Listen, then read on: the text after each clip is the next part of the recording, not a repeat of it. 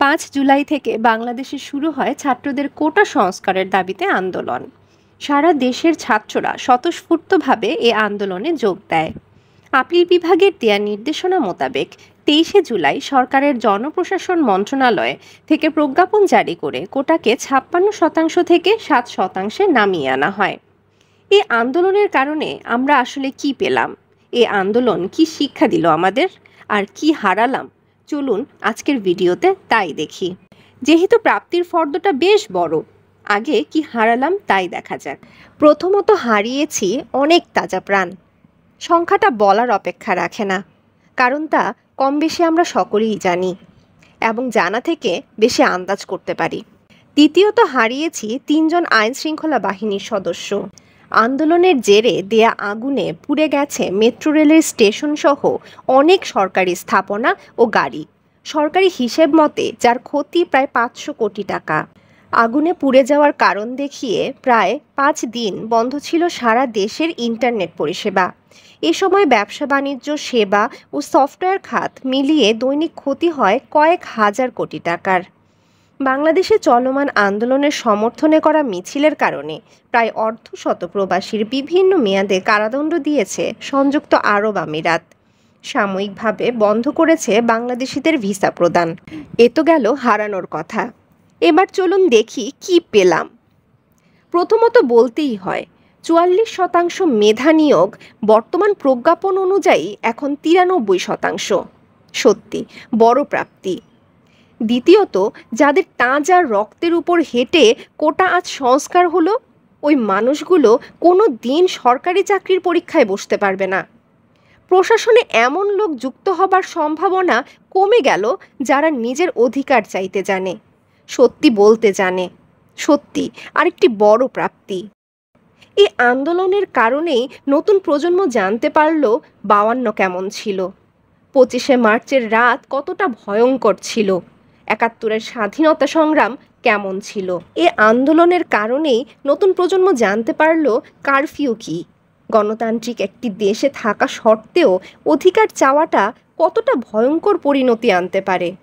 এ আন্দোলন হলো বলেই আমরা জানতে পারলাম সাধারণ ছাত্রদের আইনসিদ্ধ দাবি আলোচনায় নয়, সমাধান করতে হয় দমন করে। এ আন্দোলনই জানান দিল সরকারের শুধু আইন শৃঙ্খলা বাহিনী নয়, আছে পেটোয়া বাহিনীও। কোনো গণতান্ত্রিক রাষ্ট্রেও যে সাধারণ ছাত্রদের যৌক্তিক আন্দোলন দমনে হেলিকপ্টার থেকে নির্বিচারে গুলি ছোড়া যায়, এই আন্দোলন না হলে বিশ্ব জানতেই পারত না।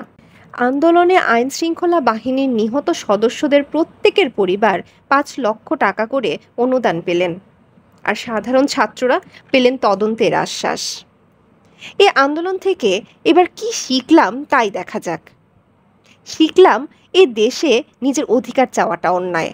গণতন্ত্র ও বাক স্বাধীনতা এদেশের লিখিত অধিকার মাত্র, যার কার্যত কোনো প্রয়োগ নেই। অভিভাবক হিসেবে শিখলাম এখন থেকে সন্তানদের শিক্ষা দিতে হবে যেন কখনো সত্যি না বলে, কোনো অন্যায়ের প্রতিবাদ না করে। আবু সাঈদ যখন বুক পেতে পুলিশের সামনে দাঁড়িয়েছিল, তখন পূর্ণ বিশ্বাস নিয়েই দাঁড়িয়েছিল যে জনগণের বন্ধু পুলিশ তার বুকে গুলি চালাবে না। শিক্ষা পেলাম বন্ধুকেও বিশ্বাস করতে নেই। সত্যি এ আন্দোলন থেকে প্রাপ্তির ফর্দটা বেশ বড়। শিক্ষাও নিতান্ত কম নয়। সাধারণ খেটে খাওয়া মানুষ রাজনীতি বোঝে না। হুমকির মুখে থাকা অর্থনৈতিক অবস্থায় এতদিন সাধারণ ছুটি, কারফিউ, ইন্টারনেট বন্ধ রাখা কার ভালো ডেকে আনছে। দিন এনে দিন খাওয়া মানুষগুলো যেখানে দ্রব্যমূল্যের চাপে হিমশিম খায়, সেখানে এত দিন ঘরে বসে তারা কিভাবে সংসার চালাচ্ছে?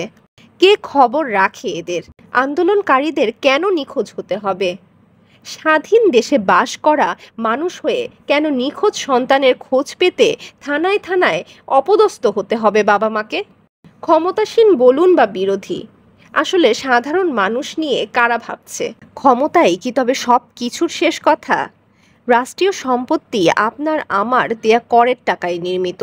কারো ব্যক্তিগত ক্ষোভের কারণে এই সম্পদের উপর হামলা করা কতটা যৌক্তিক? এসব পুনর্নির্মাণ করতে আপনার আমার টাকাই ব্যবহার হবে, বরং এ কাজের বিনিময়ে কিছু ব্যক্তির পকেট ভারী হবে। তবে এ হামলা আসলে কার উপর? জনতার উপর নাকি ক্ষমতাসীনদের উপর? রাজনীতির শাখের করাতে নিত্য কাটছে সাধারণ মানুষ। এ ব্যাপারে আপনার মতামত কি? কমেন্ট সেকশনে নিশ্চয়ই জানাবেন। আর ভিডিওটি ভালো লাগলে একটি লাইক এবং সাবস্ক্রাইব করবেন। তথ্যগুচ্ছের সঙ্গেই থাকুন। আজকের মতো আল্লাহ হাফেজ।